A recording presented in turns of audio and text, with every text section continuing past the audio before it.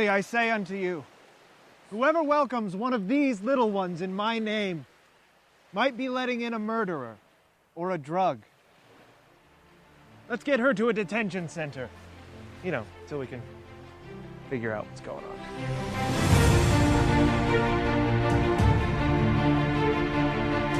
I was hungry, and you gave me something to eat. I was thirsty, and you gave me something to drink.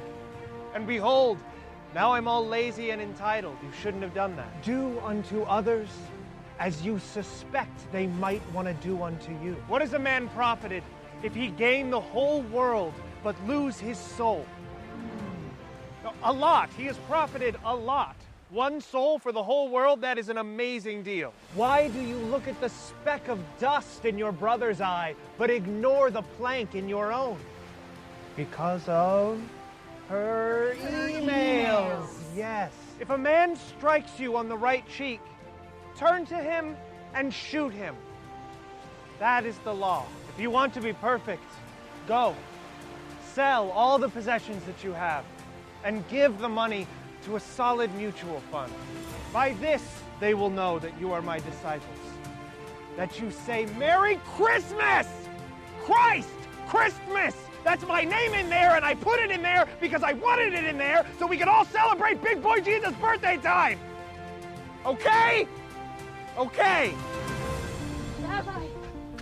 Rabbi, surely you can heal me. My child, of course I could. But who would pay for it? What? I don't understand. I don't have any money. Yes, it is a sad story, but it does not make me responsible. It is super duper easy for a rich man to enter the kingdom of heaven. The richer, the better, really.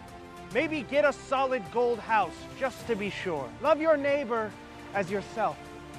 Unless you are better than your neighbor, then tell them that they're weird, and you do not want to bake them a cake. You have heard it said, thou shalt not commit adultery.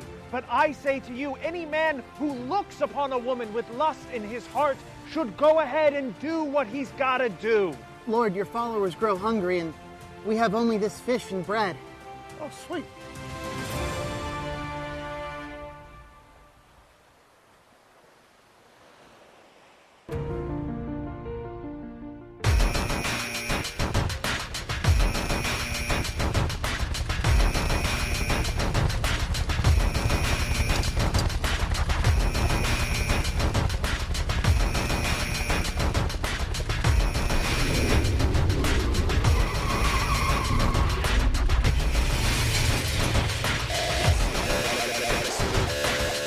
Sequence starts. 10, 9, 8, 7, 6, 5, 4, 3, 2, 1. Montenegro is a tiny country with very strong people. By the way, they're very strong people. They're very aggressive people. They may get aggressive. And congratulations, you're in World War III.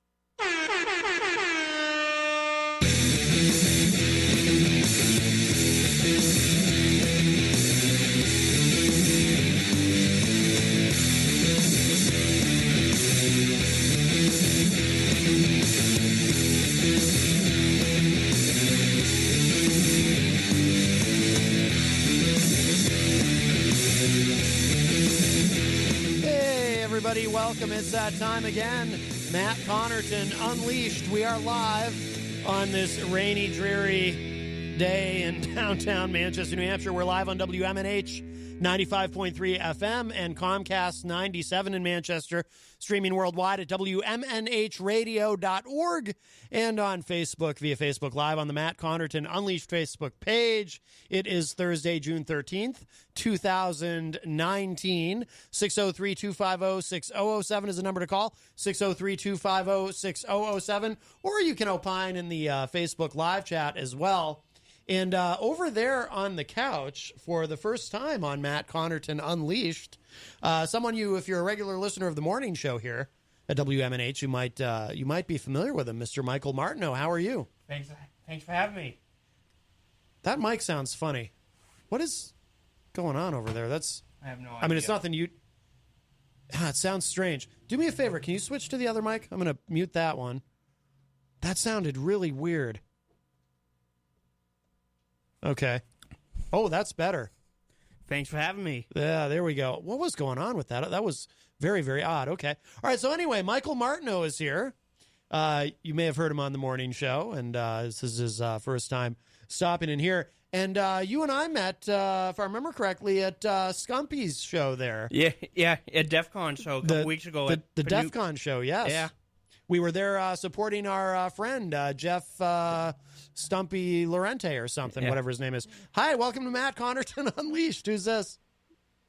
Oh, hello, guys. Oh, Easy G in the house. Hang on. I'm a big fan of Michael Martineau. Yes. Hang on, Easy Welcome G. to the show, Michael. Your time is now. Yeah.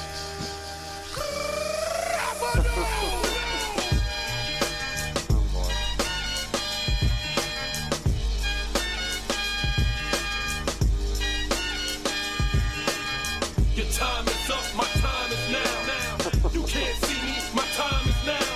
It's the franchise where I'm shining now. You can't see me, my time is now. In case you forgot or fell off. What's up, Easy G? Your time is now. Yeah. Hey, speaking of wrestling, have you picked up your wrestling ticket, Michael, for the July 9th New event? Yeah, I haven't yet. I'll probably push it. Push it next week. All right. I just got myself one of those cheap seats. I've seen wrestling many times over the years, as I told you before. And I've seen them up close, so I don't need to buy the $110 ticket. Oh, my God. Yeah. That's what the ringside seats go. Would you pay $110 for a ringside WWE SmackDown?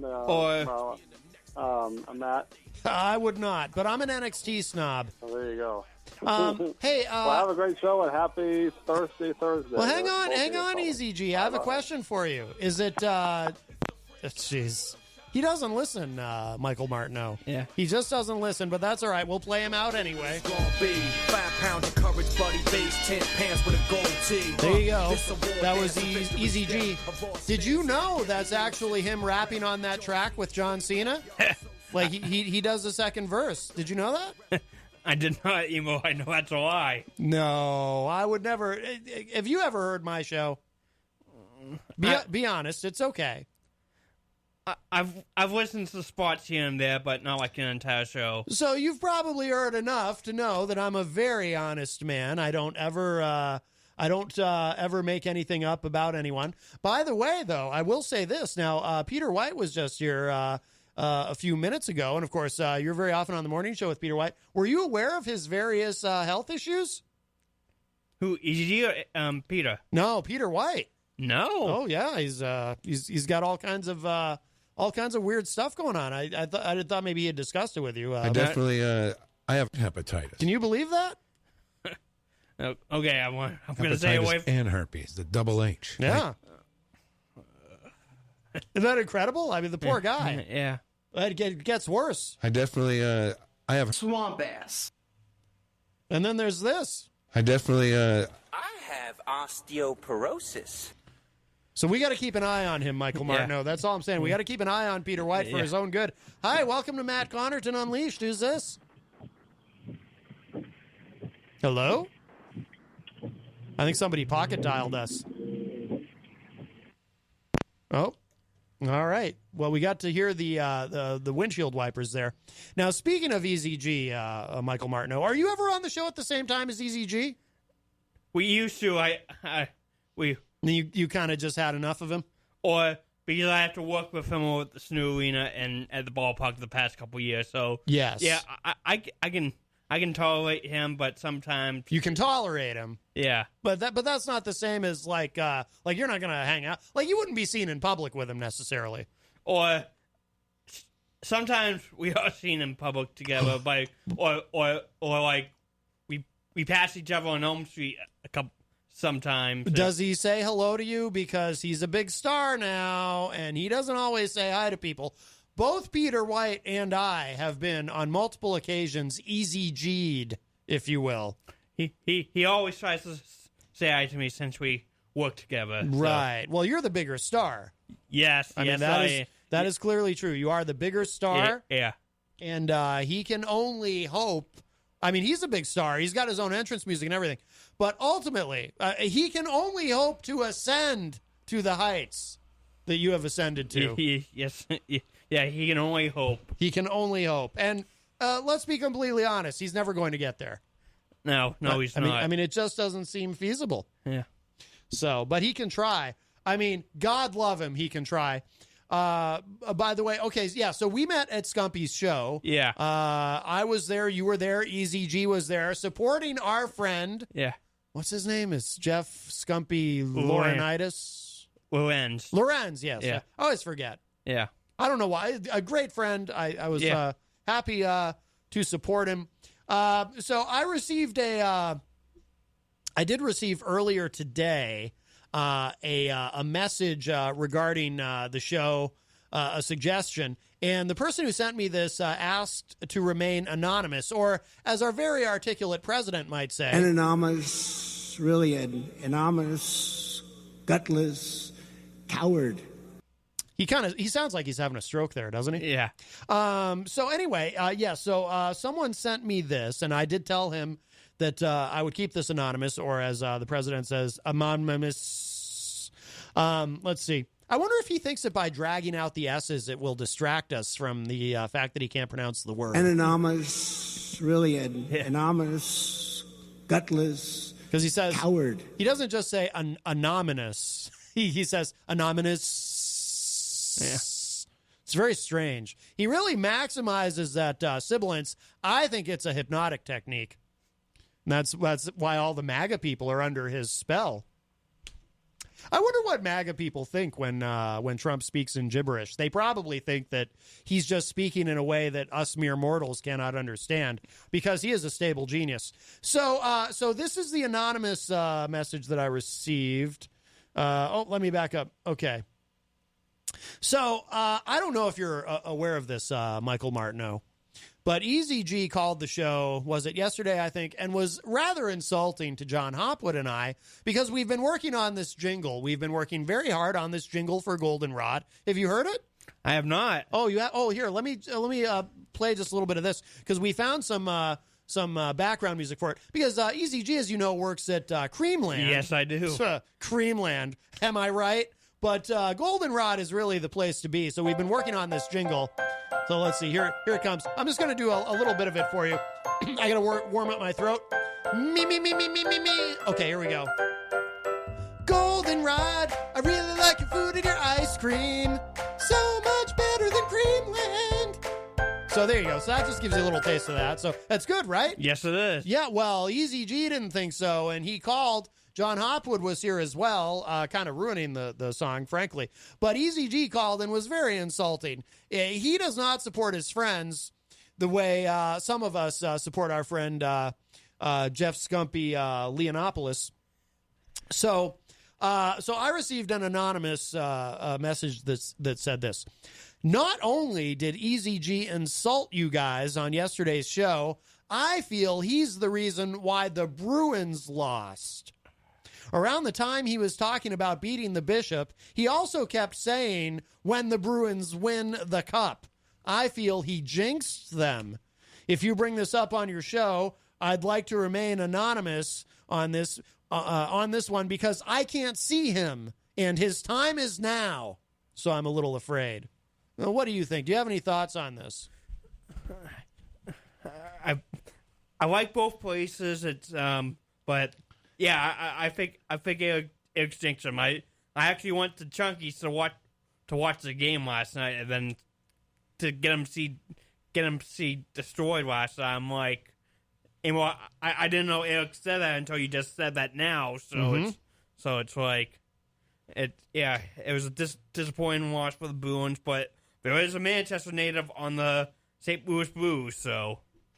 I know nothing about sports. I must be completely honest with you, but I am fascinated by this idea that Easy G would have the ability to jinx a team. Is it possible that he's just bad luck? Yeah.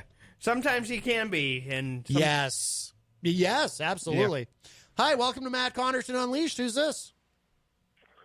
Hi guys, how are you? It's Paulie C. Pauly C in the place to be. Well done. Well done. Yes. You're getting us in stereo, Pauly C. A little harmony for you.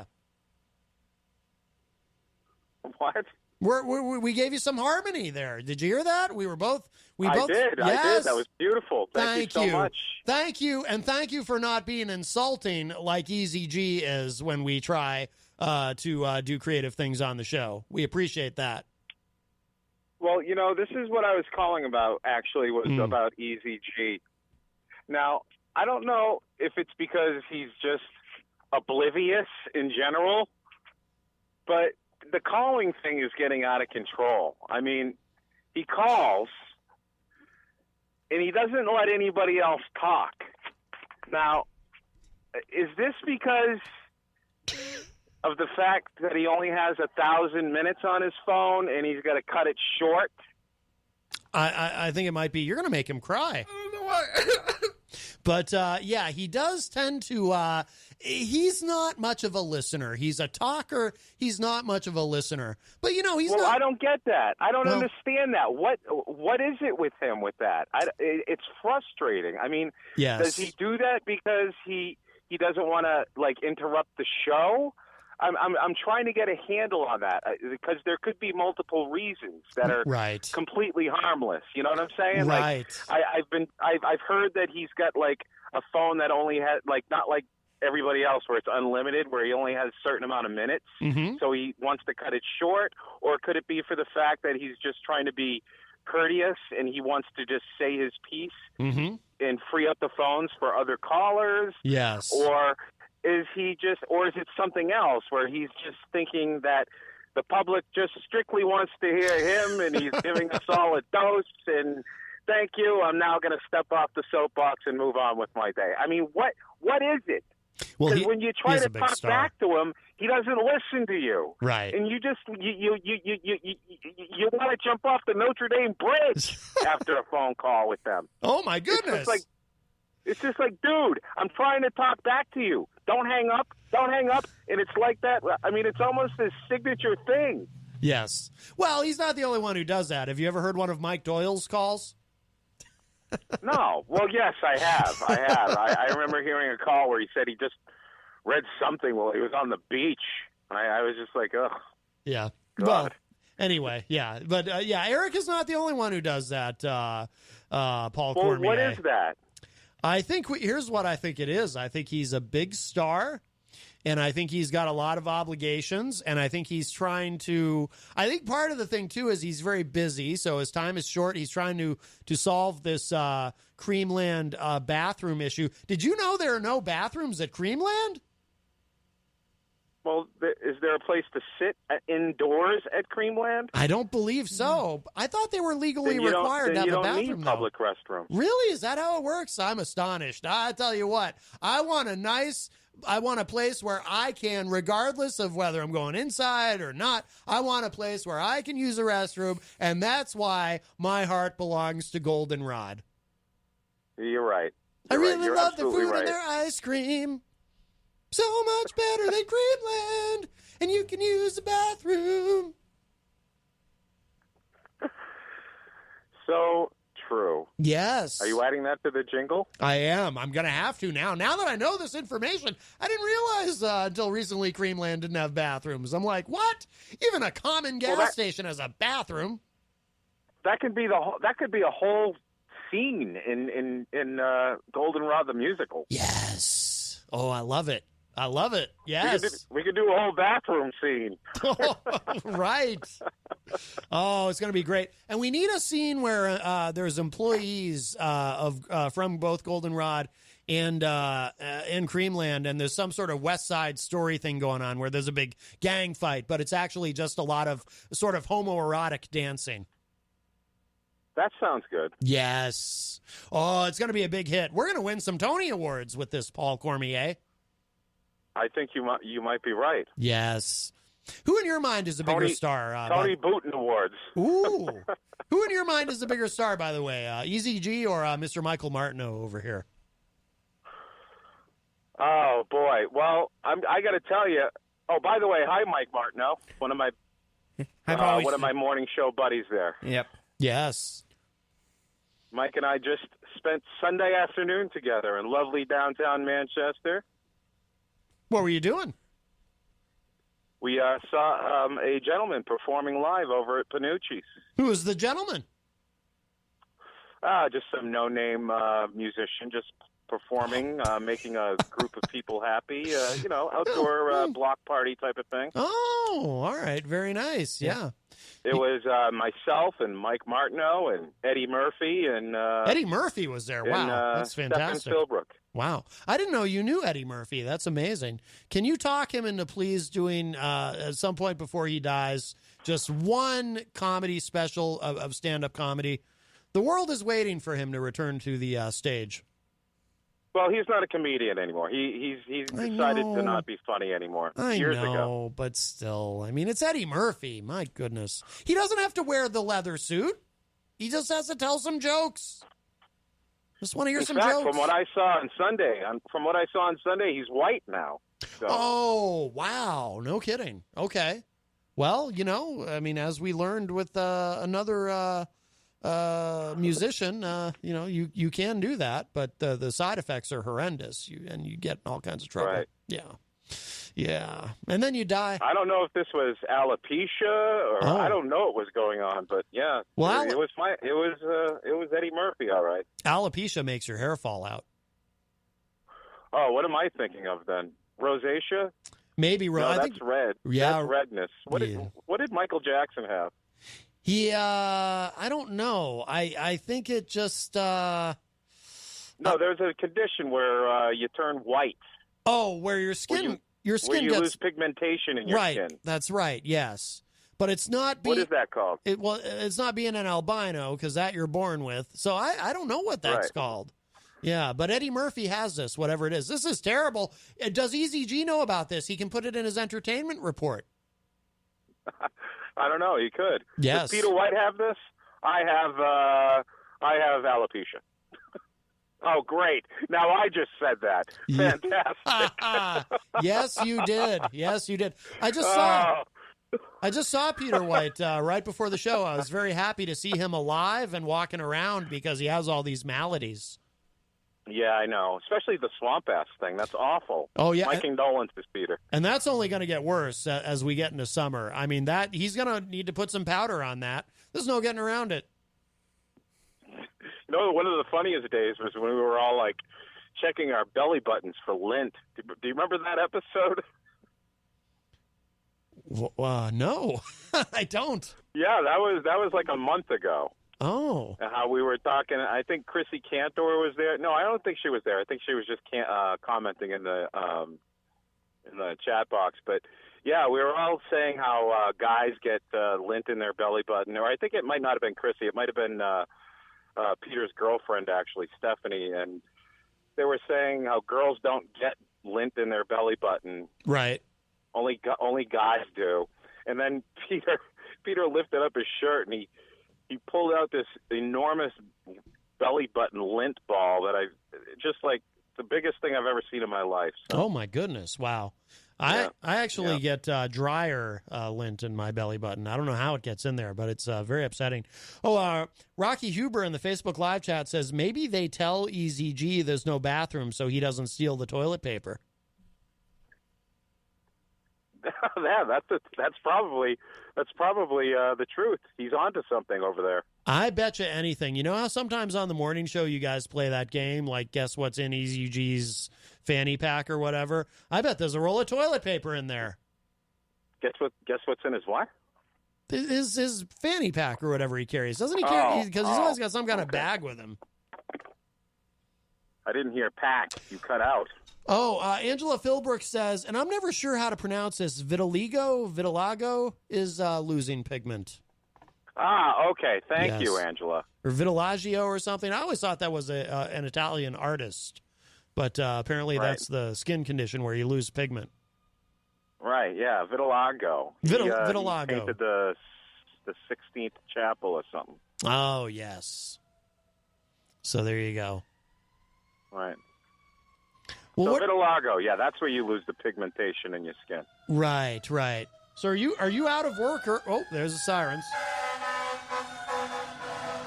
Every day at some point. Are you out of work now, Paul Cormier? You got out early? Yes, I had to go to a doctor appointment in which I'm still waiting. Oh my goodness. Yeah, it was an hour ago. So. Well, you do have alopecia, so you're going to want to get that. You got to do something about that. Right. Yes. They can give you something. Give you some vitamins. I will sue if you play that, Matt.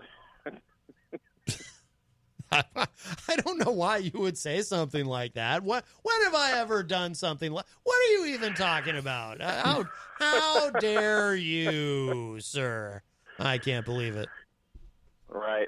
I never. So what's the alopecia? What do I have? The hair loss thing? Yes. Well, okay. Yes. Well, you can certainly say that. I don't mind telling the world that I'm hairless. Oh, there I go again. Hey, it could be worse. I definitely I have hepatitis. So there you go. Exactly.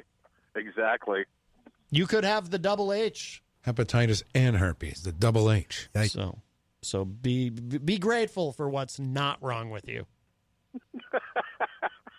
Wow, man. Yeah, see? You've got the whole catalog on him. Oh, yeah. I've got, I look these things up on WebMD, and then it's like, that's what's wrong with them. Well, that's what you should do, Matt. When you, oh, never mind. I'll talk to you about it off the air. Oh, all right, Paul. You know how WebMD, all you need to do is press a button, and it tells you, it has an audio of a voice that tells you the pronunciation of each symptom or each thing that you're looking up. Oh, yes, it does. So then all you need to do is attach that to I have. Right. Oh my goodness, poor Peter White. Now it's endless.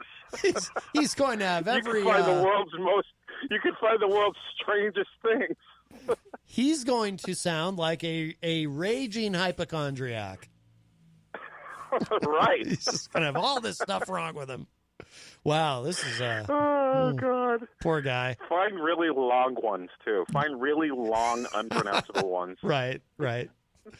Oh boy. All right, listen, I'll let you get back to your guest. I'm sorry. I just wanted to call because I was listening and I heard the great Easy G not let you get a word in edgewise again, and it was frustrating me. So. Yes. All right, Paul Cormier. Thank you so much for the call. All right, you boys have a good day. Mike, always nice to hear you, buddy. And Matt, carry on, my friend. All right, thank you. Bye-bye. Yeah. All right, that was Paul Cormier, whom you can often hear on the morning show. And occasionally he pops in here as well. Let's see. Hello to Jenny in the Facebook live chat. I see Chad Erickson in there. Chad's a radio guy. My friend Bob Burrell, Bobby B. Stefan Philbrook is in there. Christian Collins. Logan William Phoenix says, how are you doing, bud? Ryan Gorman, Rhonda, Wayne Noel. Very, very busy in there. And we have another call. Hi, oh, boy. Hello? Oh, hey, hello. You know what? This is Easy G.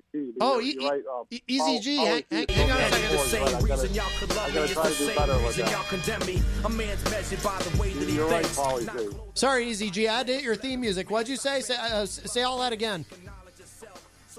I said I got to stop making such short phone calls. Right. I need to be on for an hour every time I call, but Paulie C is right, though. You said that before on the show. You're right.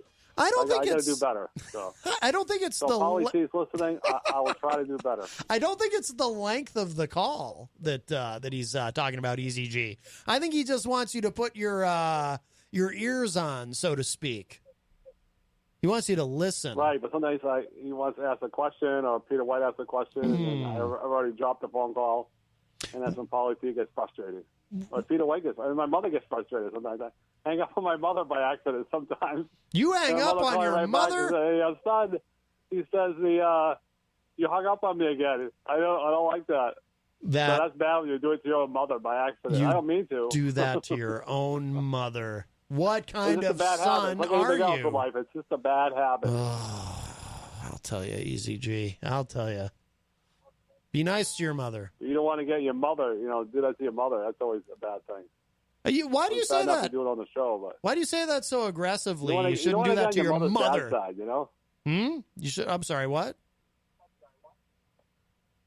You don't want to get on your mother's bad side by hanging up on her by accident. Yeah, you don't want to get on my mother's bad side, that's for sure. She'll cut you. Forget to say goodbye. Because she'll call me right back and say, Eric, you didn't say goodbye. Or you hung up on me by accident. My mom grew up on the mean streets of Chicago. That's a true story. I just wanted to call it real quick and say, she's I'll try to do better, Polly, if you're still listening. She was like 13 when she found her first dead body. Oh, thanks, EZG. Okay, bye-bye. Boy, he's already doing better, isn't he? Yeah. I mean, just the improvement that I heard in that phone call, it's like he's already really committed to doing better with that, to listening, to having a two-way conversation, to being interactive. I mean, he's acknowledged that he needs to improve in this area, and he's already right on it. I mean, he only ignored about 50% of what I said to him. Yeah. That was fantastic. Normally, he ignores almost all of it. Yeah. Yeah. And usually when he calls into the morning show as well. Yes. Oh, hello to Liam Lynch from the band Let Us Not Forget. They were here the other day on the show, and it was fantastic. And I did get that email. I will send you that link. And hello to Ed Murphy, who joins us in the Facebook live chat as well. Yeah. So very, very busy today. 603-250-6007 is the number to call if you'd like to join us. 603-250-6007. There is, as always, so much going on in the world, and we should probably get to the really big story here. I just have to reopen this email because I closed it by mistake. I have something truly shocking to share with everybody. And we have... there's the fallout from the president saying he'd accept foreign help to be reelected. And there's, the Kellyanne Conway thing. There's all kinds of stuff going on. But I have something even more shocking than all of that. You're just going to have to hold on to your hats when you hear this. But we'll take this call first. Hi, welcome to Matt Connarton Unleashed. Who's this? Hey, Matt. It's Paul again. Oh, my goodness. Yes. Hey, listen, I just wanted to say that I was listening when... Eric Gagnon called just a moment ago. Yes, he's already doing better, isn't he? I'm sorry. I just wanted to say that he did a really good job. Wow. He listened to you 50% of the time, I'd say. Yeah, I mean... so that's all I wanted to say. I just wanted to say that's all I want to say. Bye. Okay. Bye-bye. That was Paul Cormier's EZG impression, I think, there. That's very nice. All right. So, Michael Martineau, prepare to have your mind blown by this opening story. This is shocking and scandalous because according to my favorite website, Rick Wiles, who is an End Times broadcaster, and he has this program ironically titled True News. According to Rick Wiles, plant-based meat alternatives are a satanic plot to create a race of soulless creatures. Can you believe this? This is stunning to me. Now, I'm sure it's just a theory that he has. This isn't necessarily true, but they do have that burger now. You can get at Burger King. It's like not real meat. It's like some kind of plant thing. Basically, everywhere has something like that. So, but. I try to stay away from it because I am a meat eater. So, well, and yes, and I am as well. I am quite a carnivore, but I must say now there's even more reasons to stay away from that because you don't want to be unwittingly participating in a plot devised by Satan. I mean, this is frightening stuff, right? Yeah. So let's see. I'm going to play the clip for us here. This is a couple minutes long, but about a minute and a half. But this is where Rick Wiles explains, and I know some folks listening probably are skeptical of this, and it's good to be skeptical. You just never know. But anything is possible. I hope he's wrong, but let's find out. When you go to your favorite fast food restaurant, you're going to be eating a fake hamburger. You're going to go to the grocery store and buy a pound of fake hamburger or a fake steak, and you won't know that it was grown in some big corporation's laboratory. This is the nightmare world that they're taking us into. They're changing God's creation. Why? Because they want to be God. They want to do exactly what Lucifer did before the flood. It's why God destroyed it. He said he regretted that he ever made mankind because they were destroying his creation. The Bible. By the way, did God actually say that? Now, I went to a Catholic school from grade 2 to grade 8. I'm not, I'm a little murky on this stuff, but I remember, did God actually say in the Bible that he regretted making humans? I mean, that sounds a bit harsh to me. I mean, I know that Old Testament God was, a little rough around the edges, but I don't remember him saying that. The Bible says God is coming back to destroy those who are destroying the earth. So God is an environmentalist. He takes this very seriously. He created this planet. He created the universe. And he's watching these Luciferians destroy his planet, destroy the animal kingdom, the plant kingdom, change human DNA. Why? They want to change human DNA so that you can't be born again. That's where they're going with this, to change the DNA of humans so it will be impossible for a human to be born again. They want to create a race of soulless creatures on this planet. Wow. Well, there you go. That sounds legit to me. Do you have any concerns about this, Michael Martineau? I mean, a race of soulless creatures. Yeah, I would be worried because I wouldn't have any more actual human friends, and there would be a bunch of soulless people who don't care about me. That does raise an interesting question, though. Now, what about EZG? Do you think he has a soul? He should have one, but you never know. We can't be sure. Yeah. Sometimes I look into those eyes, those cold, dead eyes, and I'm just not sure that there's a soul in there. Yeah. Yeah. Exactly. Yeah, you know what I'm talking about. Yeah. By the way, Ed Murphy in the Facebook live chat says vegan backwards spells devil if you change all the letters. Very scary. I agree, Ed Murphy. That is very frightening. Are you frightened, Michael? Now I am. Yes. Oh, we have some big breaking news. Sarah Huckabee Sanders is leaving the White House.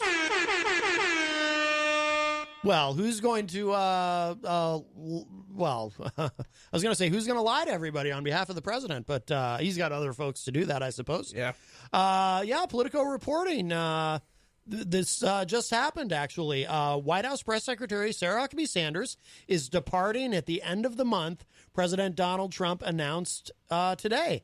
Trump said Sanders will be returning to her home state of Arkansas, adding that he hopes she decides to run for governor. Sanders has served as press secretary since the summer of 2017. Wow. Very exciting. I think I should apply for the job. I tried to get the job as, chief of staff, White House chief of staff. Scumpy was supposed to help me with that because he's a big Trump guy, Scumpy, he's MAGA. And he was supposed to try to help me procure that position. And didn't quite work out. I don't know if you noticed, but, I'm not the White House chief of staff. I'm sitting here. Thanks a lot, Scumpy. And but I still went to his show. Yep. I still went to his show to support him. Yep. Yes. I support my friends. Yep. But, yeah, so maybe I'll apply for this job. That would be fascinating, I think. Let's see. And there's also news about Kellyanne Conway. She brought us alternative facts and so forth. Now, she's not on her way out, but it has been recommended that she leave. This also from Politico. The independent federal agency that oversees compliance with the Hatch Act has recommended that President Trump's top aide, Kellyanne Conway, be removed from her job after she repeatedly used her office for political purposes. The U.S. Office of Special Counsel sent a report to Trump on Thursday, today, that said Conway violated the law numerous times by criticizing Democratic presidential candidates while speaking in her official capacity during television interviews and on social media. It is the first time the office, which is not affiliated with former special counsel Robert Mueller and the Russia investigation, has made such a recommendation for a White House official. The office, which described Conway as a repeat offender, wrote this, quote, Ms. Conway's violations, if left unpunished, would send a message to all federal employees that they need not abide by the Hatch Act's restrictions. Her actions thus erode the principal foundation of our democratic system, the rule of law, unquote. Conway did not respond to a request for comment. Blah, blah, blah, she said May 29th when she was asked about the Hatch Act by reporters at the White House. Quote, if you're trying to silence me through the Hatch Act, it's not going to work. Let me know when the jail sentence starts, unquote. A bit flippant about it, I would say she was. A senior administration official said the president had no plans to discipline or remove Conway and is standing behind her, while a spokesman criticized the Office of Special Counsel for being kowtowing to liberal organizations. Let's see. White House spokesman Steve Groves said, quote, the Office of Special Counsel's unprecedented actions against Kellyanne Conway are deeply flawed and violate her constitutional rights to free speech and due process. Others of all political views have objected to the OSC's unclear and unevenly applied rules, which have a chilling effect on free speech for all federal employees. Its decisions seem to be influenced by media pressure and liberal organizations, and perhaps OSC should be mindful of its own mandate to act in a fair, impartial, non-political manner and not misrepresent or weaponize the Hatch Act, unquote. Representative Elijah Cummings, chairman of the House Oversight Committee, announced today that he would hold a hearing June 26 with the Office of Special Counsel to discuss its findings and recommendation. Conway will be invited to attend. I doubt that she'll be there. Cummings, who called on Trump to fire Conway, said the White House has been withholding information about Conway's conduct from the committee for more than 2 years. Politico reported in May that the office had received a growing number of complaints since Trump took office about federal employees allegedly violating the Hatch Act. In Trump's first year on the job, formal complaints to the government office that oversees compliance with the 80-year-old law jumped nearly 30%. Watchdog groups say the rise in complaints reflects broader ethical lapses in the Trump administration. Well, I find that hard to believe, including staffers spending staggering amounts of money on travel, promoting the president's businesses, and failing to file legally required financial reports. So far, the OSC has determined that at least 2 Trump senior officials violated the Hatch Act. At least 10 Trump senior officials have violated the Hatch Act, according to a person at OSC familiar with the law. But in most cases, the office decided the violation was minor enough to only merit a warning letter, not disciplinary action. Only one case has been sent to Trump for action. His predecessors faced similarly small numbers of cases. One of the most high-profile instances came when the office criticized Nikki Haley during her tenure as ambassador to the United Nations for retweeting a Trump message endorsing a South Carolina congressman. So, and there's more to this. It goes on, but I don't think Kellyanne Conway will be going anywhere. But she is the one who gave us alternative facts, which is quite wonderful to enter that into the American lexicon of in politics. I've just received a text message from Peter White, so we know that he's still alive despite all his various illnesses, asking me to make sure the stream is working. The audio stream online, not the stream like when you go to the bathroom. That would be another terrible medical thing to worry about. Let's see. Are you political at all, Michael Martineau, or? Not really. I know this is I get involved in the city elections. Yes. Basically, that's the political bonus. I vote every time every time an election comes around, but I don't dig that deep into it. So kind of weird for me for being on the show, but it is what it is. Would you vote for me if I ran for something? Because I'm sometimes encouraged to run for office, but I believe I'm unelectable. I would vote for you. Thank you.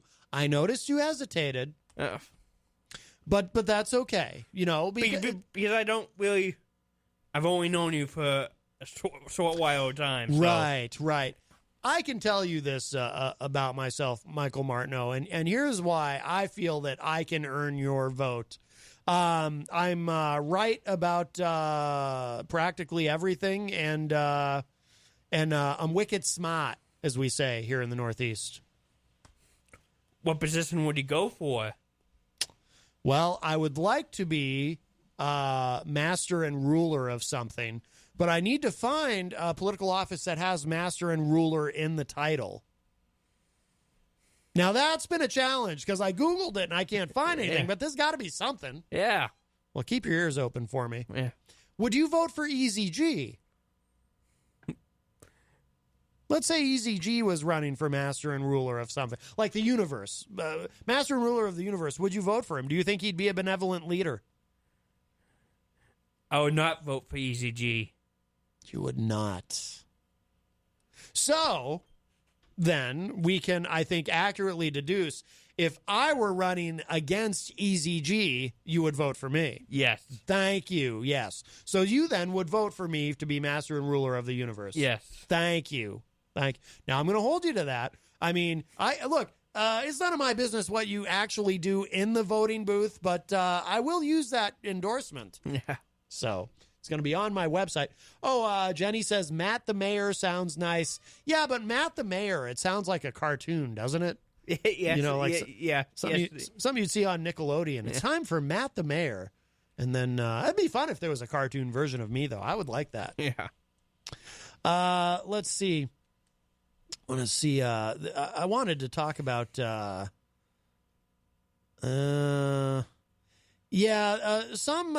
It takes a lot for them to do it, but there are some Republicans who are not pleased, as much as they don't like to criticize Daddy.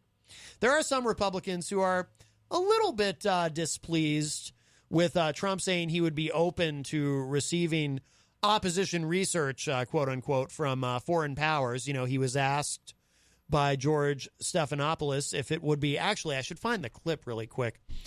He was asked by George Stephanopoulos if it would be appropriate to accept the help from a foreign power if in fact, you know, someone had something that would be helpful to the president to win re-election. And let's see, here it is. We'll play this for those of you that haven't heard it yet. I just have to get past this ad where they're selling one of these satanic fake burgers. I enjoy a good hamburger, but I don't want to eat something that's been prepared by Satan. And if you're just tuning in just now, you have no idea what I'm talking about. But I'm just going to say this. Be very careful. Okay, here we go. Interview. Rare access to President Trump. Incredible couple of days, Robin. I spent the last 2 days with President Trump behind the scenes, and access really that no reporter's ever gotten before. Interviews on Air Force One, in the presidential limo, and in the Oval Office. We spent a lot of time together, and he made a lot of news last night, including that remarkable admission that he would accept, he's open to accepting information from a foreign government in the 2020 election. It's already getting an explosive reaction. We had 2 packed days of extraordinary access. It started Tuesday. The president was heading to Iowa. How are you? Good to see you. Thank you. And he invited us on Air Force One. And that famed presidential limo called the Beast.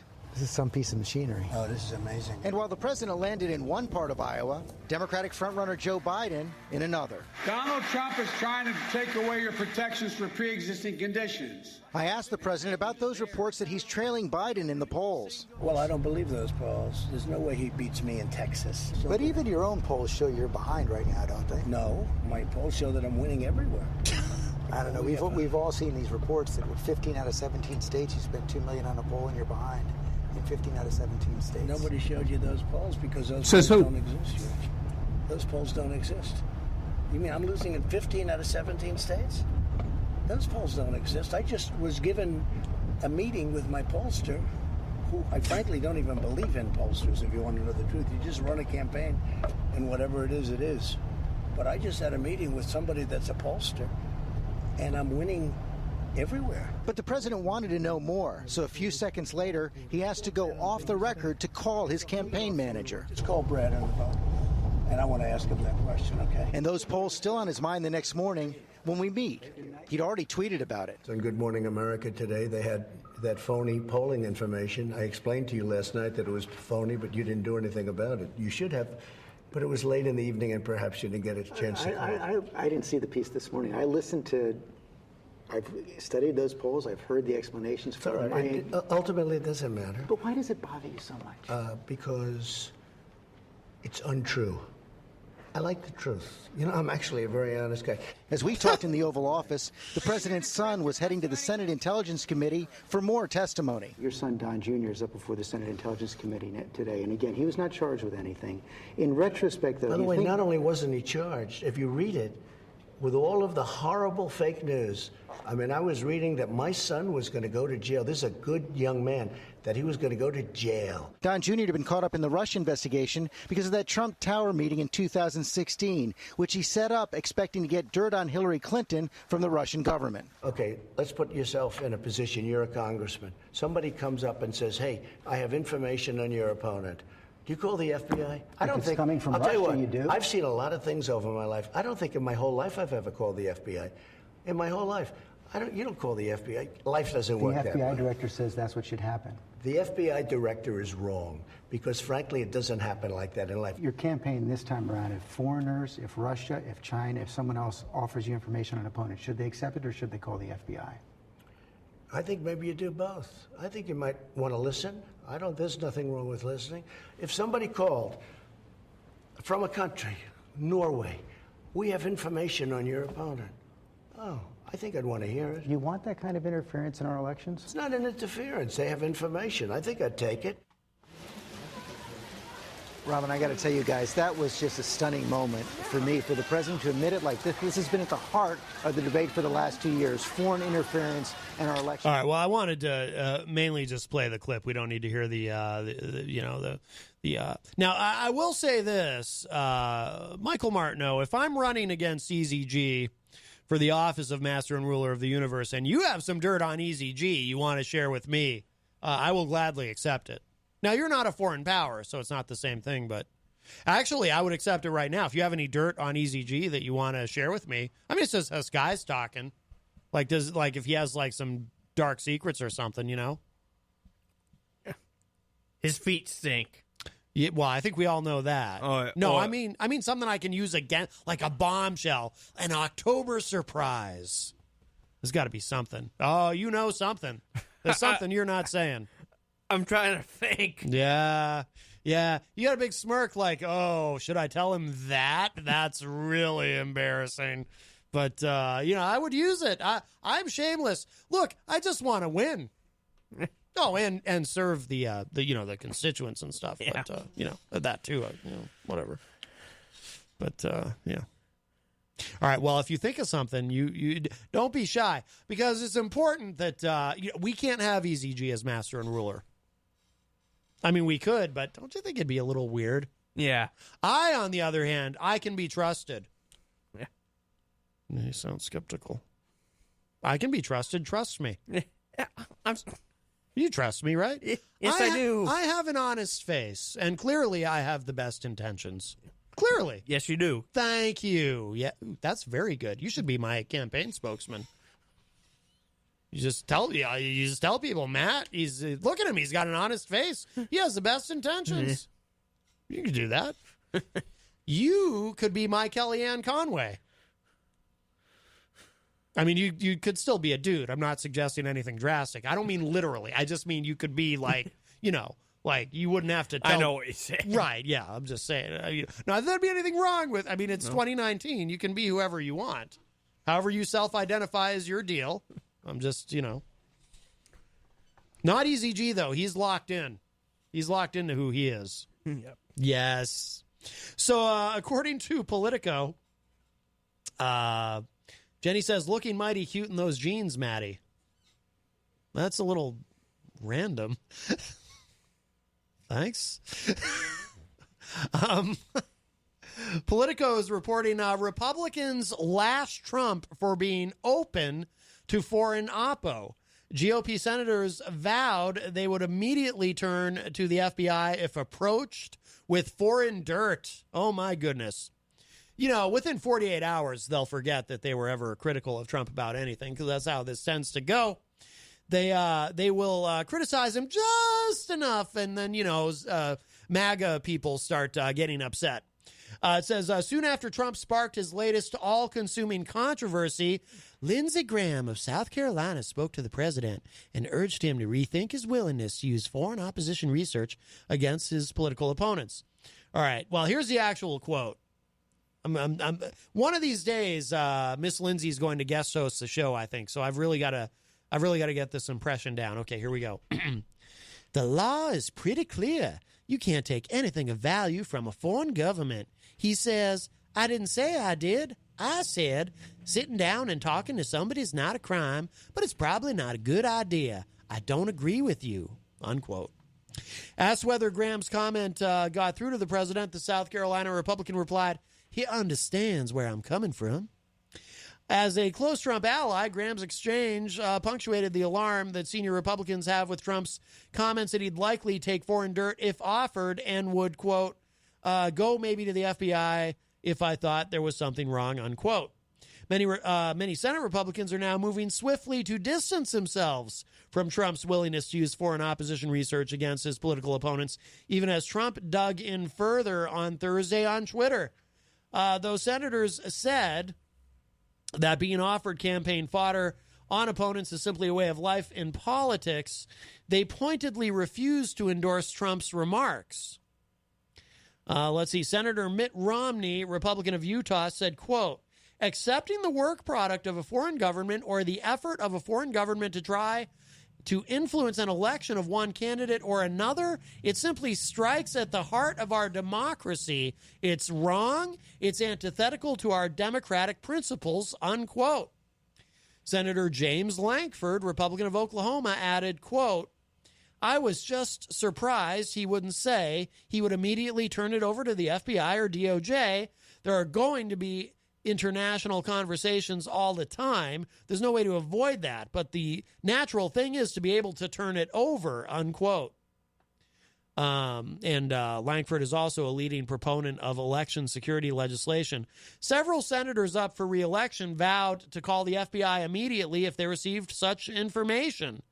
Senator Tom Tillis, Republican of North Carolina, who is up for re-election and working to stay close to Trump amid a primary challenge, said, quote, you have to repeat it to authorities. Generally speaking, it's a part of, in the case of, like Russia, it's an effort to disrupt our elections. My first call would be to the FBI. My second call would be somebody to corroborate the information, unquote. Cory Gardner, Republican of Colorado, one of the most vulnerable senators in the 2020 cycle, said foreign opposition, quote, should be turned over to the FBI plain and simple, unquote. And Senator Joni Ernst, another incumbent on the ballot next year, also put daylight between her and Trump. The Iowa Republican said, quote, I would not trust information coming from another country. I wouldn't do it. I can't speak for him, but I wouldn't want it. I'd definitely alert the authorities, unquote. Still, most stopped short of calling out Trump by name, despite some private anger over the president's comments. Republicans seem to view the firestorm as a temporary one that will pass, given Trump's penchant for changing the media narrative. After a long pause, Senator John Cornyn, Republican of Texas, said that, quote, any advice I have for the president, I'll give it to him in private, unquote. That's very courageous of him. Cornyn also said, quote, opposition research is obviously at the root of the Russian active measures campaign. We're all concerned about the role foreign countries have in our elections, both in campaigns and sowing discord and dissension among Americans on social media and otherwise. I'd rather just have Americans participate in American elections, unquote. Democrats lit into Trump comments today while also offering harsh words for their GOP colleagues. Senator Mark Warner, Democrat of Virginia, tried to pass legislation this afternoon requiring candidates to report election interference, But Senator Marsha Blackburn, Republican of Tennessee, objected. How disgraceful, fumed Senate Minority Leader Chuck Schumer afterward. And this goes on a bit, gets into some other things, but that's some Republicans are pretty uncomfortable with this, but, ultimately, I mean, they always, pretty much always roll over. It's, I say it all the time, it's very much Trump's party now. Whatever he says goes, and it's not, people say, well, why is everybody so afraid of Trump? But it's not that they're afraid of Trump, it's that they're afraid of his constituents who will ultimately choose Trump over anything. I mean, they, a lot of this stuff, I mean, if anyone else had done it, they'd be very troubled by it. But when it's Trump, he can really do whatever he wants. And that is just where we find ourselves. Just a quick thing, and then we're going to be coming up on a break, but Reason.com, and we're going to talk a little more about Justin Amash in a bit, but Justin Amash, of course, the libertarian who, is a Republican, but he's, considered a libertarian. He is down 16 points in the Republican primary. So Reason.com is reporting this as a shock poll. The first survey since the Libertarians' impeachment comments show big lead for a pro-Trump challenger. This is not a shock at all to me. I predicted this. Justin Amash, being the first Republican to publicly call for Trump's impeachment because of the obstruction of justice in the Mueller report, when he did that, he ended his political career as a Republican. Immediately, the Republicans put up somebody to challenge him in the primary. It's pretty easy to see where this was headed. Again, I give him all the credit in the world for his guts, but he had to have known this would happen and must have some intention of returning to the private sector. It says here, when asked during a town hall meeting last month whether he fears his pro-impeachment comments could leave him vulnerable to a primary challenge by Michigan State Rep. Jim Lauer, Representative Justin Amash, Republican from Grand Rapids, smiled and said, "I'm not concerned about it. It may be time to dial up the concern-o-meter." In a June 5th to 9th practical political consulting poll and Merce survey of just 360 likely GOP voters announced Tuesday, though not yet available online, Lauer thumped Amash in a head-to-head matchup, 49% to 33%. According to Merce News, they also found that if President Donald Trump campaigned in the district or for Lauer, quote, the challenger's margin actually goes down 43% to 32%. The poll did not include former Army National Guardsman Tom Norton, who has also filed to run. As Hot Air's Ally pundit notes, quote, that's Amash's best hope for a victory. Draw more pro-Trump, anti-Amash candidates into the race. Hope that the majority of Republican voters splinter among them and win the nomination with a plurality, unquote. And that could work. That would be his one hope. The news comes amid fresh reporting by Politico that Trump is considering a rare early intervention in a GOP primary against a Republican incumbent. Quote, Trump has raised the primary challenge idea with Vice President Mike Pence and North Carolina Rep. Mark Meadows, a close Trump ally who co-founded the Conservative House Freedom Caucus with Amash. Trump has also addressed the subject with Republican National Committee Chairwoman Ronna McDaniel, a former Michigan GOP leader who remains influential in the state, unquote. So it goes on with some of the details about that. But, yeah, I mean, Amash is in trouble, and it's not a surprise at all. So, you know, again, I mean, I admire his, you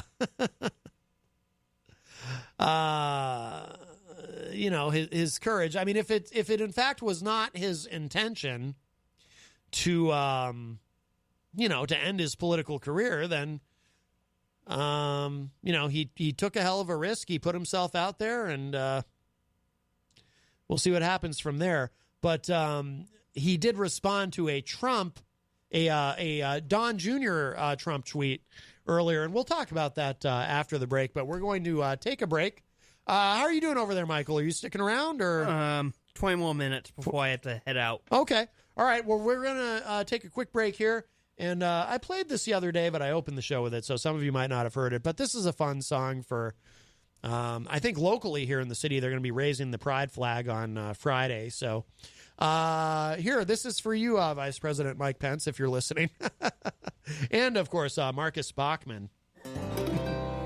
Brothers and sisters, prayer is a powerful thing. In these trying times, we pray. We pray hard. But there are some matters where we would be better servants of the Lord by accepting what is and not bothering Him. Come on! You can't pray the gay way. You can't pray the gay way. No matter what your preacher say. No matter what your preacher say.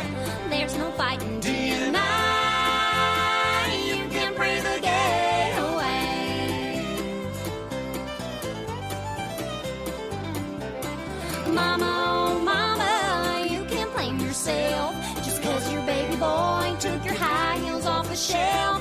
Daddy thought football would make a man of him, but now he spends all his time prison again. You can't pray the gay way. You can't pray the gay way. No matter what your preacher say. No matter what your preacher say. There's no fighting D&I. You can't pray the gay away.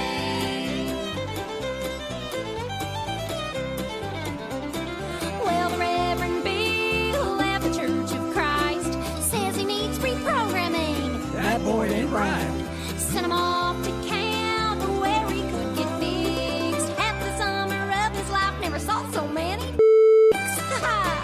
You can't pray the gay way. You can't pray the gay way. No matter what your preacher say. No matter what your preacher say. There's no fighting D&I. You can't pray the gay away. You may not know it, but you know lots of them. Statistically speaking, 1 out of every 10. Every family's got one. You might call him Auntie Fred. Mama says he's harmless less he's trying to give you. Oh, you can't pray the gay way. You can't pray the gay way. No matter what your preacher say. No matter what your preacher say. There's no fighting D&I. You can't pray the gay away. Hey, you can't pray the gay away.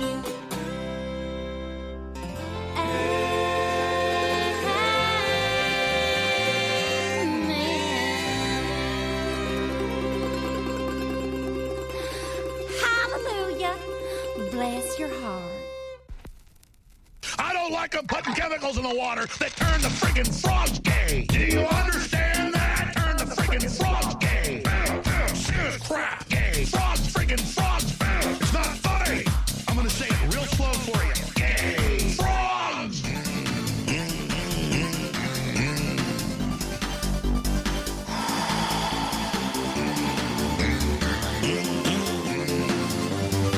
Won't you fight for your life?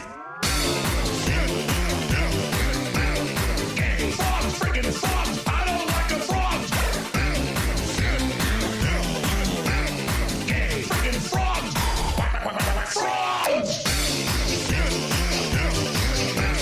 Friggin' frog crap. Won't you fight the frogs? It's not funny. I'm gonna say it real slow for you. Frogs. Place points. Orange face, baby. You alright? Bust down, Melania. You alright? I want to see you bust down. Bust down, Melania. Bust down, Melania. I want to see you bust down. Pick it up, now break that down. Break it down. Speed it up, then slow that down on the wall. Slow it down. Bust it. Bust down, bust down, bust it, bust down on the wall. Over. Bust down, Melania. Bust down, Melania. I wanna see you bust down. Over. Pick it up, now break that shit down. Break it down. Speed it up, then slow that shit down on the wall. Slow it down. Bust it, bust down, bust down, bust it, bust down on the wall. Over. Orange face, baby. You're alright. I'm every woman's fantasy. Orange face, baby. The American people voted me as their president. It's their fault. They're stupid. Don't be mad at me. I wanna see you bust down. Bust down. Bend that shit over on the wall. Make that shit clap. She threw it back, so I had to double back on the wall. Say the name, I'm Trump. I'll keep running, 2 terms ain't enough. And I promise nobody with the smoke. I'ma run it, I'ma do it, you gon' love it. I'm gon' get these damn votes. I got the up, then I hit the shoulder lane. Keep player, I'm the president. Don't act like you ain't heard of me. Orange face, baby. Bust down, Melania. I wanna see you bust down. Bend that shit over. You're alright, now make that shit clap on the wall. Now toot that thing up. This made me hungry. I need some burgers and a fresh cup. Bust down, Melania. Bust down, Melania. I wanna see you bust down. Pick it up, now break that shit down. Break it down. Speed it up, then slow that shit down on the wall. Slow it down. Bust it, bust down, bust down, bust it, bust down on the wall. Bust down, Melania. Bust down, Melania. I wanna see you bust down. Pick it up, now break that shit down. Break it down. Speed it up, then slow that shit down on the wall. Slow it down. Bust it. Bust down, bust it, bust down on the wall.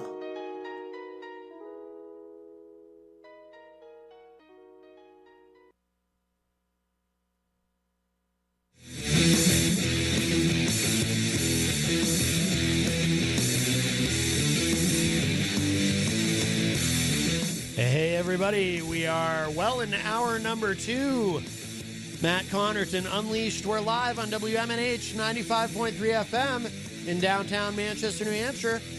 Also on Comcast 97, streaming at WMNHradio.org, and on Facebook via Facebook Live on the Matt Connarton Unleashed Facebook page. That is Mr. Michael Martineau over there on the couch. Yep. Some people probably thought you only existed in the morning, but here you are. Yeah. Are you going to be on the? Have you already been on the morning show this week? I have not.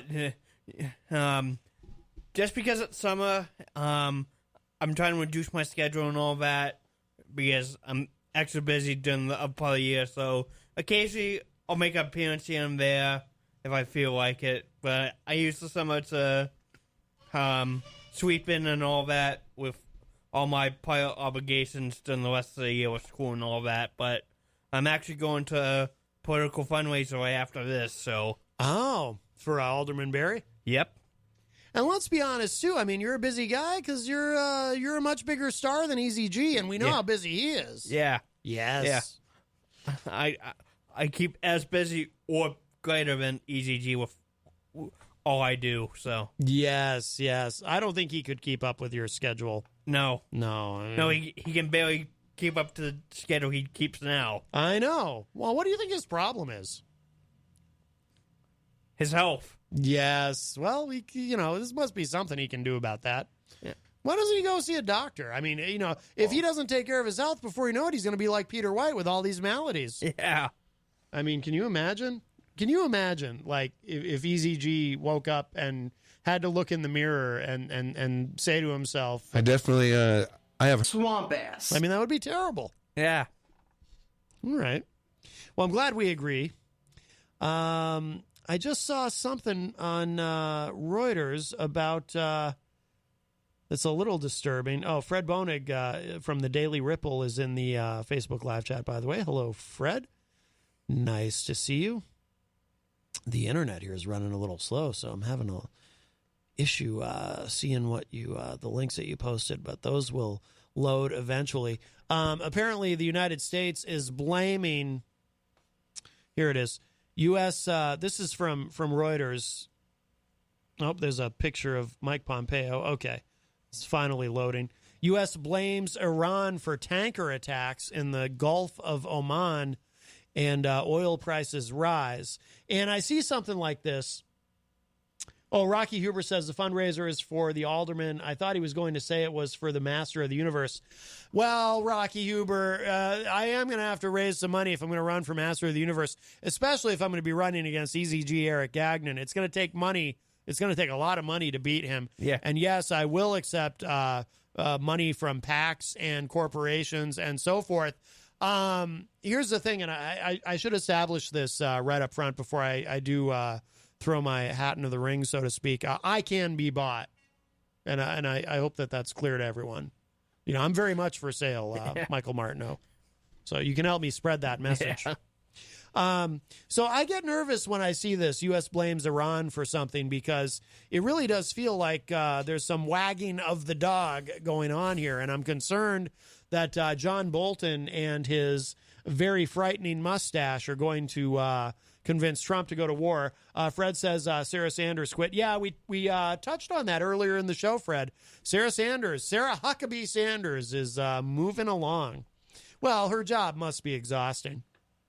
I mean, to have to be that dishonest every day, it's got to take something out of you. It says here, 2 oil tankers were attacked today and left adrift in the Gulf of Oman, driving up oil prices and stoking fears of a new confrontation between Iran and the U.S., which blamed Tehran for the incident. Yes, this kind of thing makes me very nervous. U.S. Secretary of State Mike Pompeo told reporters without providing explicit evidence to back up the U.S. stance, quote, it is the assessment of the United States government that the Islamic Republic of Iran is responsible for the attacks that occurred in the Gulf of Oman today, unquote. Fred says in the Facebook live chat, yes, and the Iranians are throwing babies out of incubators. They have WMD, and they were behind the Gulf of Tonkin. Fred, of course, he's being sarcastic, but he's, referring to how we have been lied into war in the past when events are misrepresented or just made up out of whole cloth, That's how we got into the Iraq War. That's how we got into Vietnam with the Gulf of Tonkin incident, which turned out to be a bit different than what actually happened. Pompeo also said, quote, this assessment is based on intelligence, the weapons used, the level of expertise needed to execute the operation, recent similar Iranian attacks on shipping, and the fact that no proxy group operating in the area has the resources and proficiency to act with such a high degree of sophistication, unquote. Crude oil prices spiked more than 4% after the attacks near the entrance of the Strait of Hormuz, a crucial shipping artery for Saudi Arabia and other Gulf energy producers, stoked fears such disruptions could impact oil flows from the Middle East. Prices later settled about 2% higher. Washington accused Tehran of being behind a similar attack on May 12 on 4 tankers in the same area. Tensions between Iran and the U.S., along with its allies, including Saudi Arabia, have risen since Trump pulled out of a deal last year between Iran and global powers that aim to curb Tehran's nuclear ambitions. And we have a call. Hi, welcome to Matt Connarton Unleashed. Who's this? Yes? Matt, is that you, Matt? Oh, it's Melania. This bit never gets old. Hi, Melania. Why are people so mean? I don't know. Maybe Michael Martineau would know the answer to that. Can you answer Melania's question? Why are people so mean? Some people just can be mean at some points. I just shake it off. Exactly. You got to shake it off. Who's that man? What, Melania? Who's that man, Matt? That's Michael Martineau. He's going to be my campaign spokesman. Campaign for what? Well, I'm going to... What? Sorry, Melania? Is that French? What are you? Oh, it's probably Slovenian. I don't. Do you speak Slovenian, Michael Martineau? I do not. Very difficult to understand her. Anything else, Melania? Yeah, that always dies a quick death. Okay. Let's see. No one claimed responsibility for the attacks. Analysts warned against jumping to conclusions about the culprit, saying it was conceivable that Iran might have carried them out, but also that someone else might have done it to discredit Tehran. Let's see. Fred says in the Facebook live chat, except the Saudis and Iran, were actually meeting with Japan, so it seems unlikely that they would be bombing a Japanese ship, just saying. Well, that is a very good point. Iranian Foreign Minister Mohammad Javad Zarif, I probably didn't say that correctly, described the incidents as suspicious on Twitter and called for regional dialogue. Tehran has denied responsibility for the May 12 attacks. A European security official said his nation was being very cautious in making judgments about the incident. Said the official, who spoke on a condition of anonymity, or as our articulate president would say, Anonymous, really an anonymous, gutless coward. He said, quote, "There are lots of moving parts and the facts at the moment, so my only advice would be treat things with extra caution," unquote. The crew of the Norwegian-owned Front Altair abandoned ship in the waters between Gulf Arab states and Iran after a blast that a source said might have been from a magnetic mine. The ship was ablaze, sending a huge plume of smoke into the air. The crew were picked up by a passing ship and handed to an Iranian rescue boat. The second ship, the Japanese-owned Kokuka Courageous, sure I didn't say that right, tanker, the courageous part, tanker whose crew were also picked up for safety, was hit by a suspected torpedo, the firm that chartered the ship said. A person with knowledge of the matter said the attack did not use torpedoes, however.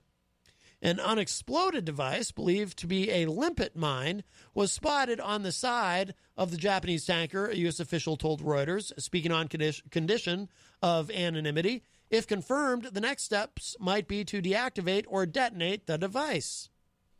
The Bahrain-based U.S. Navy Fifth Fleet said it had assisted the two tankers after receiving distress calls. The Saudi-led coalition, which is battling the Iran-aligned Houthis in Yemen, I think I said that right, described Thursday's event as a major escalation. Russia, one of Iran's main allies, and this is why, by the way, because Russia is one of Iran's main allies, this is why I really don't like this stuff, and it makes me very, very nervous, urged caution, saying no one should rush to judgment about the incident or use it to put pressure on Tehran. UN Secretary General Antonio Guterres told a meeting of the UN Security Council on cooperation between the United Nations and the League of Arab States that the world cannot afford a major confrontation in the Gulf region. Well, I always say I think that's a potential flashpoint for World War III, so I would absolutely agree with that assessment. Pompeo said he asked the U.S. ambassador to the United Nations to raise the attacks during a closed-door meeting of the Security Council to be held later on Thursday, today. Quote, "We need to remember that some 30% of the world's crude oil passes through the straits. If the waters are becoming unsafe, the supply to the entire Western world could be at risk," unquote, said Paulo D'Amico, chairman of Intertanko Tanker Association. So there you have it. Actually, there's a little bit more to this. Iran is rejecting talks with the U.S. for now because Trump had recently said that, he'd be open to speaking directly with the Iranians. Iran has not openly acted on its threat to close the Strait of Hormuz, even though U.S. sanctions have seen its oil exports drop from 2.5 million barrels per day in April last year to around 400,000 barrels per day in May. That is a very large drop. Both sides said they want to avoid war, which is good to hear. Pompeo said, quote, "Our policy remains an economic and diplomatic effort to bring Iran back to the negotiating table at the right time to encourage a comprehensive deal that addresses the broad range of threats from Iran. Iran should meet diplomacy with diplomacy, not with terror, bloodshed, and extortion," unquote. Probably worth reminding everybody, I'm pretty sure that Iran does not want war with the United States. So I think that should be an underlying guiding principle as we look at this going forward. Anyone who thinks that Iran is intentionally trying to provoke the United States into a war is probably not being very realistic. I just don't see it. Ben Dion is here from the Weekly Dion. How are you, sir? Good. How are you? Good. And Michael Martineau, it's 5:30. I don't know if you have to take off. Yep. Did you want to plug anything before you go? No. Did you want to remind us how you're far more famous than Easy G Eric Gagnon? Yeah. I mean, or do you think we've already firmly established that? We've already firmly established it. I'm off to Bill Billy's fundraiser over at the Raphael Club. So Oh, very nice. 6 Very to nice. 8, food and cash bar. So. Oh, wow. All right. Yep. Very nice. Thank you, guys. All right, Mr. Martineau, thank you. Michael Martineau leaves us, and phone lines are open. 603-250-6007 is the number to call, 603-250-6007. And how are you, Ben? Last day of school today, right? Last day for kids. We have we still got 2 more days as teachers. Our last day is on Monday. Oh, what do you have to do in those? Okay, I've always wondered this. You know what? You're the guy to ask. Because when I was a kid, there would always be like we would have these random, and I'm not complaining. It was a cool thing at the time, but we would have like these random days off because teachers would have to do stuff like teacher workshops or something, or what is that? What actually goes on with those when there's this for no apparent reason, no holiday or anything? There's just this random day off in the school year, which again I always loved when I was a kid. Right. But it's because the teachers have some sort of workshop or something. What's really going on? Is it really a teacher's workshop or is there something else? I'm an investigative reporter, Ben Dion. I'm a journalist and I want to know think of me as Alex Jones. I want to know. I'm like Alex Jones outside of Bohemian Grove trying to get the dirt. What's really going on here, sir? And do you teachers worship Baphomet? Sure. I wasn't expecting no. I thought you would dodge that one. Wow. Well, I think it's funny that they use the term workshop because it sounds like we're like making like toys or something. Right. Yes. Which I always like that idea. I know. Yeah. It sounds like an interesting concept. But yes. So it depends on the beginning of the year. Usually we have 2 or 3 days. I think normally 2 now, where we'll have 1 day of like professional development. That's probably the better term to use because that's what some of those days are. Oh. So the end of the year, so tomorrow will be more of professional development. Oh. We'll meet with our departments. So in high school, like I'll meet with the social studies department and we'll talk about our curriculum for next year and anything changing. If you're teaching a different class this year, or if you're teaching, you want to revamp something, or you teach something similar to another teacher, you talk about what you're going to teach and if you're going to add something or take something out or whatever that is. Okay. And then the second day on Monday is when we kind of clean up. So like if you have a computer in your room, you'll store it somewhere. You have to like fill out this final like paperwork of like, if you're taking a computer home, you have to fill out a paperwork. If there's something wrong with the room, like say your door lock doesn't work all of a sudden and you need that repaired. Yes. You write that down on paper. There's all these random little things you have to do just to end the year. I think depending on what you teach, so high school, middle school, or elementary school, you might have more or less things to do, I would say. Yeah. I would say like my wife has more things to do because she puts a lot of her stuff away because they have summer school in her class. So she doesn't want other people to touch that stuff or it to get wrecked or anything, and just to keep it safe. Right. But for me, like I keep a lot of things out, like decorations and stuff, just because no one's in there. Oh, okay. But I take some personal belongings home because they're mine and I use them at home too. Yes. But yeah, it depends, I guess, what you teach and if you've been doing it gradually over time. I try to do it gradually over time so I don't have tons of things to do on Monday. So it's more of a kind of a laid back day, but it's one of those days we need because we don't have time to do that during the regular school day. So, right. Yeah. Oh, that makes sense. The workshop term is very misleading. Yes. Well, I always suspected as much. Well, I think they should just use the professional development days because we use one of those days as that, the other one is the cleanup. Yeah. Especially during the school year when we have those random days, those are professional development days. We're not cleaning up or picking up. We're having some type of, like a webinar, or we go to another school and hear someone talk.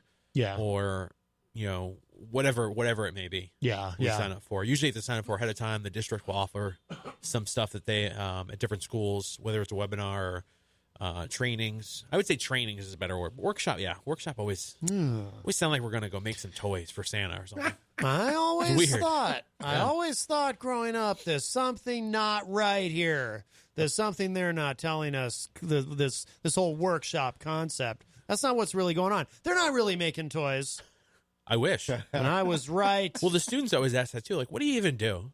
Yeah. And I'll joke around. I'm like, we just kind of hang out. We watch some movies, just kind of hang out. They're like, you do? I'm like, no, we don't do that. Why do we do that? Oh. And why are they just like on random days throughout the year? Is that still the case? That's how it was when I was a kid. It'd be like just a random day. I think they do it mostly on the primary or election days. They don't give those days off to us anymore. They're most of the time they're a work in your room days or a professional development day or something. Yes, that we have to we come up with our own professional development to do. Like in years past, I've come up with other professional development I can do that's not offered, but I could go to like a business and watch how they work their business or whatever that suits my subject area. Oh, okay. Yeah. Bobby B in the Facebook live chat says, BS, they all go out and get hammered and talk smack about their students. Well, I assume that's after, right? I mean, that's after later in the day. Yeah, definitely. And that's probably like every day. There's always time for that. Yes. But it's not during the school day. Oh, right. No, that would After be school. like around 4-ish. Yes. You're all head. Yeah, I gotcha. Yeah. And Darryl Dion is here as well. Hi, Matt. How are you doing? Good. How are you? Not bad. Yeah. Not bad. They do all that stuff around 420, just so you know. Oh, I see what you did there. Are you trying to be funny over there? I have very few opportunities to be funny, so I take every chance I get. Right, because it's not like you're on a show for 2 hours in the morning where you get to be funny if you want. No, I understand. Yes. Well, we have to instruct our listeners to keep their clothes on. It's a tough task. Right, that's true. Yes, there's a lot of nudity. Oof. Yeah, there's FCC regulations about that, Darryl. You should be about careful. it, yeah? No, I mean just being nude on the air. Can you imagine? I mean, really? Right. Well, that's why we don't do that around here. That is prohibited. I mean, you can get fined quite a bit for that. FCC frowns on that. Yes. Don't get me wrong. I mean, sometimes in the heat of the summer, it'll be 90 degrees in this room when I come in the afternoon. It's Temptation will be there. Yes, and of course, I'm very hairy, so I'm never truly nude anyway. But I'm glad that. Now, how's your health? You feeling good? Pretty good. I had a pre-op appointment yesterday to get they drew blood and checked all my vitals. The surgery is the 26th, so it's moving along very smoothly. I don't anticipate a big stay in the hospital, maybe 2 days. Yeah, and just after that, rehab. Oh, very good. I'm pretty excited about it. I'm going to get use of my arm again. Oh, yes. Excellent. I worry a lot about Peter White. All these revelations I've been hearing. I don't know if have you been there on the days that he's been talking about his health? Apparently not. Oh, you don't know about any of this? Give it up. Well, there was the thing a couple of months ago when he revealed this. I definitely, I have herpes. Were you there that day when he was talking about that? I mean, I couldn't believe it. I was shocked. Oh, no, I wasn't there that day. Oh, yeah. And then more recently, he said this. I definitely, I have hepatitis. I couldn't believe that. That was He's got it all, man. He's got it all. Hepatitis and herpes, the double H.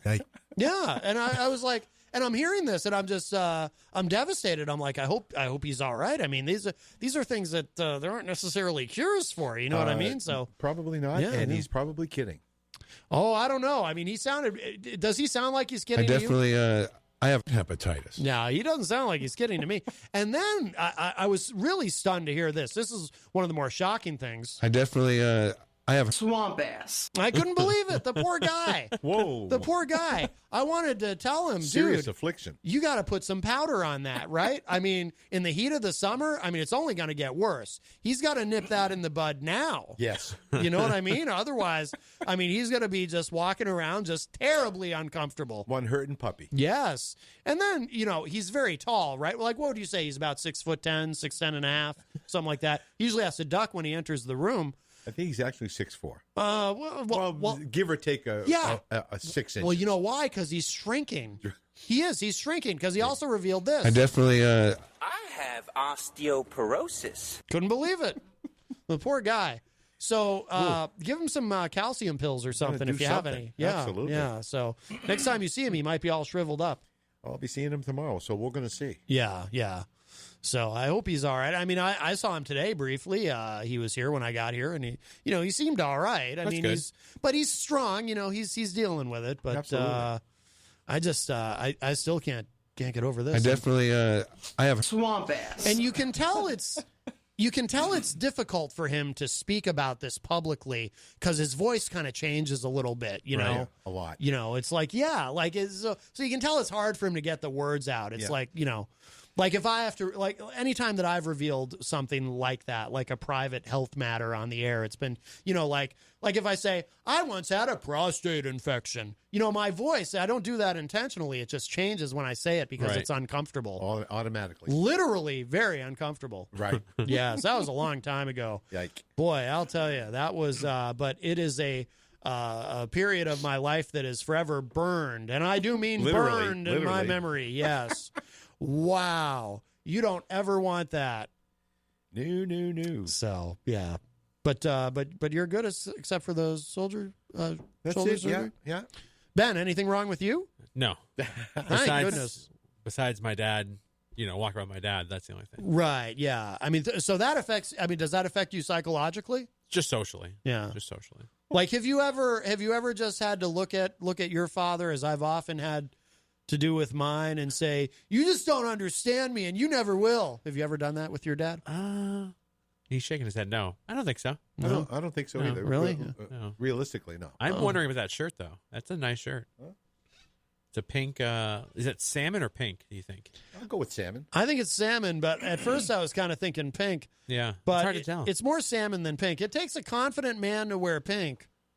And it takes Here I am. It takes a reasonably takes a reasonably, I don't know if it takes a competent man to wear. It takes a reasonably confident man to wear salmon. Yeah, absolutely. But if it were like hot pink or something, I'd be like, wow. It's a fine line. It could be coral. Should we go with coral? Oh, maybe it is coral. I think that's in the middle of pink and salmon. Oh, it could be coral. Right? Is there some sort of tag on there somewhere you can look at that has the No, that's something on the shirt. Looks that's like not a polo. Tag. That's the logo, Dad. Yeah. Oh, yeah, Logo. yeah. Polo. It should have things for people who are colorblind, like John Hopwood, he's colorblind. Everything should have like the name of the color on it somewhere. I agree. You can easily see, I mean, they have glasses for that now, too. For colorblindness? Yeah, I saw a video of this family that spent, I think, an outrageous amount of money for these glasses. I saw that. Yeah. Yes. And he put the glasses, they look like sunglasses. And he put them on for the first time, and it was like it was a whole new world to him. Yeah, he broke down, never saw color and he could before. see. Yeah, he could see everything in the real colors of everything. What country? Here, really? Yeah, I think it was the United States. Wow. Yeah, he was speaking English, and I assume it was the United States. They didn't say where it was. I don't think. I tell you, that's an amazing discovery. Yeah, it was really cool. It's a cool video to watch. No, very good, very good. So what do you have coming up tonight on the show? It's going to be a good show. We have a very special guest. What? Board of School Committee member at large. Why is your father laughing at me? He laughs all the time. He does. He really does. It's a carryover from the morning show. I can't stop laughing. You're filled with joy from your 2 hours in the morning. He's tired, too. Yes. And he comes to see me. He goes, I'm really tired today. I said, well, it must be tough being on the radio so much. Right. Must be tough. It probably is. He's exhausted. And, some people are silly when they're tired. Like, sometimes I'll get very silly if I'm exhausted, so that's probably why he's always laughing. He's tired. He's wearing a coral or salmon shirt. He's got a lot to, he's filled with joy and 70. wackiness, and he's 70. Hey, take it easy. Will you with that? Is that not true? Well, it's true, but it doesn't have to be exploited. Everyone knows that. Well, I'd like people not to know it. We could just do the math and figure that out. Yeah, it's pretty easy. Yeah. That's true, yeah. You see, 1949, You sure it was 1849? No, 19. Oh, okay. You used to be able to lie about your age, but now we have the stupid internet. You can look up when someone was born. It's a pain. Yeah, true. Oh, I'm sorry. So, so your show tonight. We have at-large Board of School Committee member, Rich Gerard. Okay. Is coming on. Actually, it's funny because you couldn't come on before because his TV show here at the Manchester Public Television was on the same time as my show. Right. And that changed, and he told me, and he's like, yeah, I'll come on. So we figured it out, and he's coming on. So very nice. What will you discuss? We got a bunch of things talking about the school board in general, contract negotiations, and the school district that's changing seems like every day. New superintendent. So we got a lot of topics to cover tonight. Very good. Should be a good You know show. what? I think I'm not really sure about what redistricting means. So we'll definitely I'll find out what that means. My dad always likes to learn something new on the show. Absolutely. I try to keep him in the dark as much as I can. Right, yeah. So that he... Stumbling, bumbling fool. Yes. So he can learn something new and, Well, that's good of you. Yeah. Yeah. It's so It's nice. the educator in me. Yes. Right. Well, that makes sense. Yeah. Because I have no idea what redistricting is. Yeah. You have a hard time saying it, too. Yeah, it's hard. Well, I mean, words are hard, I mean, sometimes it's just hard to, Anonymous, really anonymous, gutless, coward. Yeah, I mean, it's words. I mean, you can't just walk around saying words, right? I mean, it's hard. It is. Yeah, it's difficult. Very challenging. You like to put them together in a cohesive statement.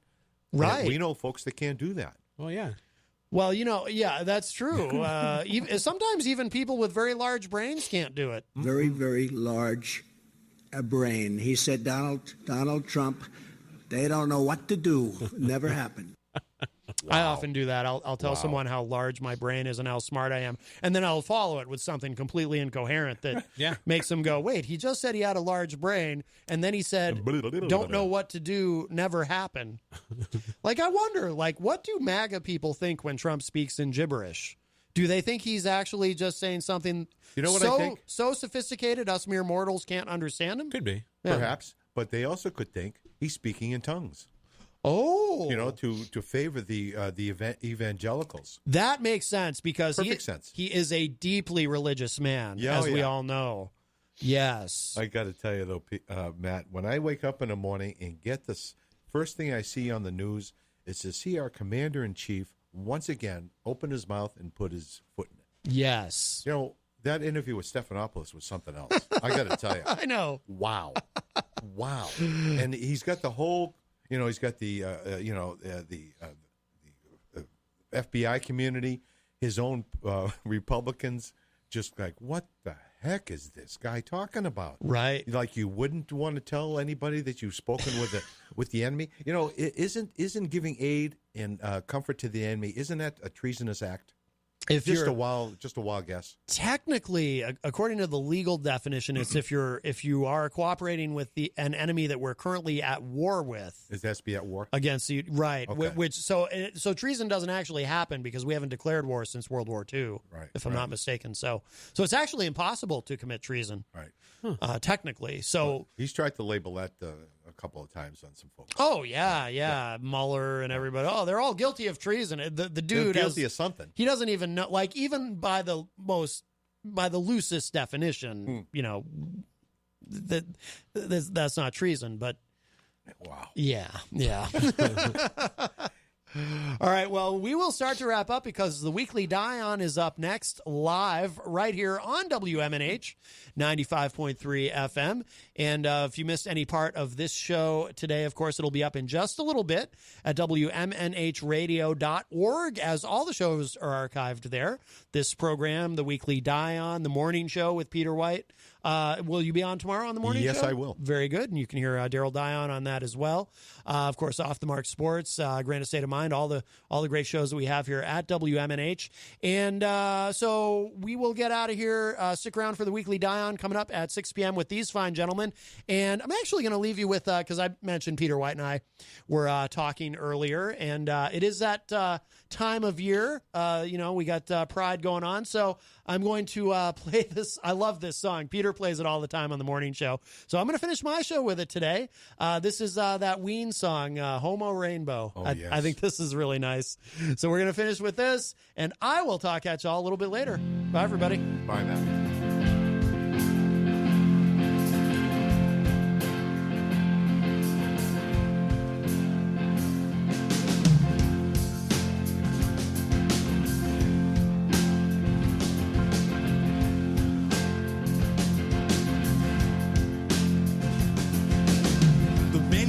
In the homo rainbow, don't be afraid to let your colors shine. Many colors in the homo rainbow. Show me yours, I'm gonna show you mine.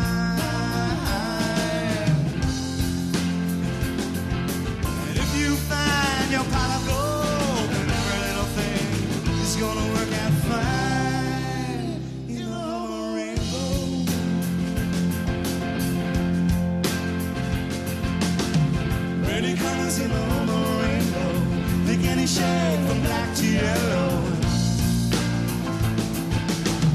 Many colors in the rainbow, a warm embrace and a kind of hello.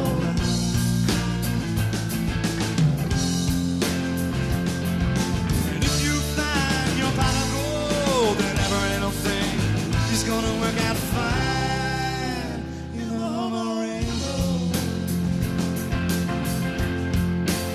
Give me a little something, dear.